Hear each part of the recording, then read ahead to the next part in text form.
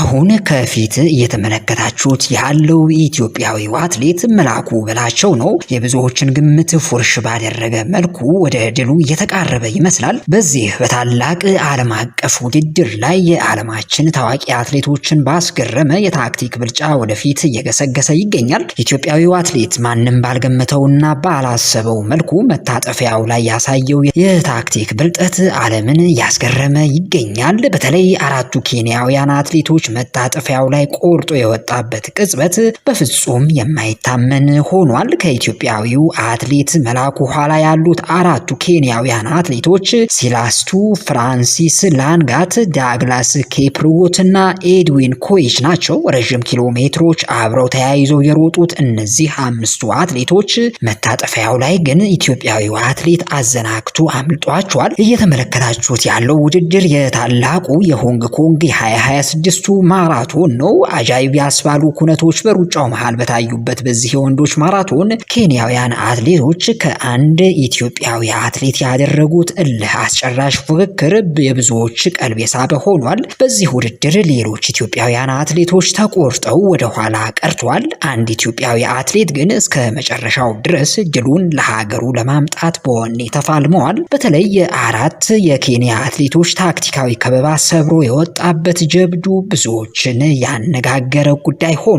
በተለይ መታጠፊያው ላይ ኬንያውያኑን ሸውዶ ያለፈበት የታክቲክ ብልጠት በዚህ ቪዲዮ እንድትመለከቱት ጋብዘናቸዋል። በዚህ ማራቶን ኬንያውያን አትሌቶች መጨረሻ ላይ የተፈጠረውን ማመን ተስኗቸውም ተስተውሏል። አንዳንድ ኬንያውያን አትሌቶች በቁጭትና በብስጭት ሲተክዙም ተመልክተናል። ለመሆኑ በዚህ የሩጫ መሃል የተከሰተው ነገር ምንድን ነው? አስገራሚ ትዕይንት በታዩበትና በየመሃሉ በርካታ ድራማዊ ኩነቶችን ባስተናገደው በዚህ የሆንግ ኮንግ የማራቶን ውድድር ብዙዎች የተገረሙባቸው ክስተቶችና የኢትዮጵያዊው አትሌት አይረሴ ገድል በዚህ ቪዲዮ እንድትመለከቱት በድጋሚ እንጋብዛችኋለን። ከእናንተ የሚጠበቀው ቪዲዮውን ላይክ አድርጎ መጀመር ብቻ ነው። ሼር፣ ኮሜንት፣ ሰብስክራይብ በማድረግ ወዳጅነታችሁን አጠናክሩ። አብራችሁን እስከ መጨረሻ ስለምትዘልቁ ደስ ይለናል። መልካም ቆይታ። የሆንግ ኮንግ ማራቶን በዓለም ላይ ካሉ ፈታኝ የከተማ ውድድሮች አንዱ ቢሆንም የ2026 የወንዶች ፍልሚያ ግን ፍጹም አስደናቂ ወደሆነ የሰከንዶች ጦርነት የተቀየረበት ልዩ ክስተት አስተናግዷል። በዚህ ውድድር ላይ የታየው ትልቁ አስገራሚው ነገር በመጨረሻዎቹ ጥቂት ሴኮንዶች የተመዘገበው እጅግ ተቀራራቢ አጨራረስ ታክቲክና ብልሃት ነው። እስኪ ጥቂት መረጃ በዚህ ውድድር መሃል ላይ ስለተስተዋሉ አስገራሚ ጉዳዮች እናጋራችሁ። ከውድድሩ ታክቲካዊ እንቅስቃሴ ስንነሳ የፊት ለፊት የአትሌቶች መሪው ቡድን እስከ መጨረሻው ሳይላቀቅ ተጉዟል። የአትሌቲክስ ስፖርት ተንታኞች የፉክክሩ ግለትና የኬንያውያን አትሌቶች የቡድን ታክቲክ በማየት ድሉ ለኬንያ እንደሚሆን በእርግጠኝነት ሲናገሩም ተደምጠዋል። በእርግጥም ሌሎች ኢትዮጵያውያን ተቆርጠው ወደ ኋላ ስለቀሩ አትሌት መላኩ በላቸው አዳክመው ታክቲካዊ ቆረጣ ለማድረግ ተደጋጋሚ ጥረትም አድርገዋል። ነገር ግን አልተሳካላቸውም። የኋላ ኋላ ግን ራሱ ኢትዮጵያዊው አትሌት አራቱን ኬንያውያን አትሌቶች ቆርጧቸው ወጣ። የትም አይደርስም አይነት እይታ ያሳዩት እሱ ግን ተሰወረባቸው። በዚህ የ2026 ውድድር በሆንግ ኮንግ ማራቶን የሩጫ ታክቲክና መቼ ፍጥነት መጨመርና መቼ ደግሞ ከሌሎች ጋር ተቀላቅሎ መሮጥ ለአንድ አትሌት ድል ከፍተኛ ሚና እንዳለው በዚህ ውድድር በተግባር ታይቷል። ለዚህ ይመስላል የ2026 የሆንግ ኮንግ ማራቶን በቅርብ ዓመታት ከታዩ እጅግ አስደናቂና በታክቲክ ከተሞሉ የወንዶች ውድድሮች መካከል አንዱ ሆኖ ተመዝግቧል። ውድድሩ በተለይ በአንድ በኩል ብቸኛውን ኢትዮጵያን ወክሎ የፊት መስመሩን በብቃት የያዘው መላኩ በላቸው፣ በሌላ በኩል ደግሞ በቡድን ስልት ለመጫን በሞከሩት አራት ጠንካራ የኬንያ አትሌቶች መካከል የተደረገ ብርቱ ፍልሚያ የነበረበትም ነበረ። ይሄ የ1-4 ፍልሚያ ከጅምሩ እስከ ፍጻሜው ድረስ በተመልካች ዘንድ ከፍተኛ ጉጉትን የፈጠረ ሆኗል። የኢትዮጵያ አትሌትም በመጨረሻም ባንዲራውን እያብለበለበ ኬንያውያን አትሌቶችን ቀጥቷቸዋል።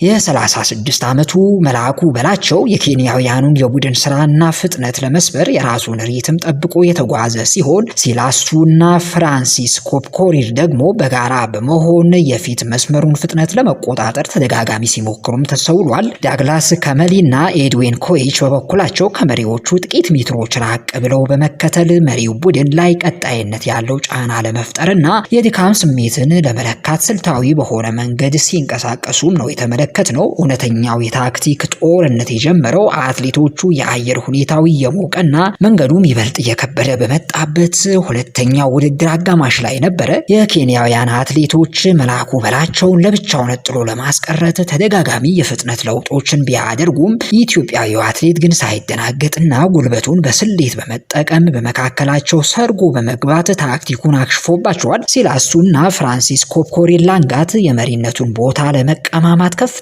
ፉክክር ሲያደርጉ መልአኩም የነሱን እንቅስቃሴ በጥንቃቄ እየተከታተለ ሳይርቅ አብሮ ዘልቋል። ውድድሩ ወደ ማብቂያው ቪክቶር ፓርክ ሲቃረብ የታየው የሞት ሽረት ትግል በጎዳናው ላይ ለነበረው አስደናቂ ማራኪ አንዱ ትዕይንትም ነበረ። አትሌት መልአኩ በላቸው፣ ሲላሱ፣ ፍራንሲስ ኮፕኮሪር፣ ዳግላስ ኪሚሊና ኤድዋን ኮይች አምስቱን በአንድነት ተያይዘው ወደ ፍጻሜው መስመር ሲያመሩ በመካከላቸው የነበረው ርቀት እጅግ ጠባብ የሚባል ነበረ። ይሄ የአጨራረስ ስልት ማን ቀድሞ ይወጣል የሚለው መረጃ በብዙዎችም ዘንድ ጉጉት የፈጠረ ነበረ። በተለይ በጎዳና ላይ ወጥተው ውድድሩ ሲመለከቱ የነበሩ ተመልካቾች በከፍተኛ ሁኔታ ሲያጨበጭቡም ታይተዋል። ማን የመጨረሻውን ሪባን ይበጥሳል የሚለው ጉዳይ እስከ መጨረሻው ድረስ አጓጊ የሆነበት አንዱ ምክንያትም በሩጫው መሃል የታዩ የተለያዩ ታክቲካዊ ፍልሚያዎች ነበሩ።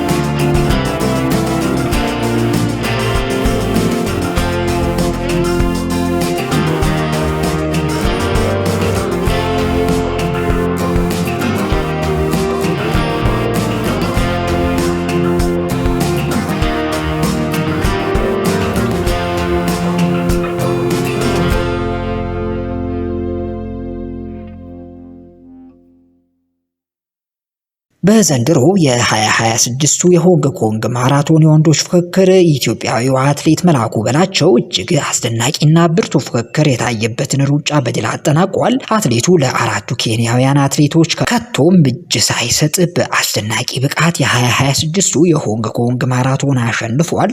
አትሌት መላኩ በላቸው ውድድሩን ለማጠናቀቅ የፈጀበት ሰዓት 2 ሰዓት ከ09 ደቂቃ ከ39 ሴኮንድ የነበረ ሲሆን ይህም በዋናነት ከተከታዮቹ የኬንያ አትሌቶች ጋር የነበረውን ከፍተኛ ፍልሚያ የሚያሳይ ሆኗል። ውድድሩ እስከ መጨረሻው ሜትር ድረስ እጅግ አስገራሚ ፉክክር የታየበት ቢሆንም መላኩ የመጨረሻዎቹን ኪሎ ሜትሮች በጥንካሬና ፍጥነት በመቀየር የተቀናቃኞቹን ወደ ኋላ በመተው ብቸኛ የድሉ ባለቤት መሆን ችሏል። ከመላኩ በኋላ እስከ 5ኛ ደረጃ ያለው ደረጃ ኬንያውያን ይዘው አጠናቋል። ለኬንያውያን አትሌቶች ይሄ ያገኙት ውጤት በጣም የሚያስቆጭ ውጤት ነበረ። በውድድሩ 2ኛ ደረጃን ይዞ ያጠናቀቀው ኬንያዊው አትሌት ሲላሱ በ2 ሰዓት ከ09 ደቂቃ ከ56 ሴኮንድ በሆነ ሰዓት ውድድሩን አጠናቋል። 3ኛ ሆኖ የገባው ሌላኛው ኬንያዊ አትሌት ፍራንሲስ ኮፕኮሬን ላንጋት ደግሞ 2 ሰዓት ከ9 ደቂቃ ከ59 በሆነ ሰዓት ውድድሩን አጠናቋል። ሁለቱ የኬንያ አትሌቶች እስከ 100 ሜትሮች ድረስ ለአሸናፊነት ጥረት ቢያደርጉም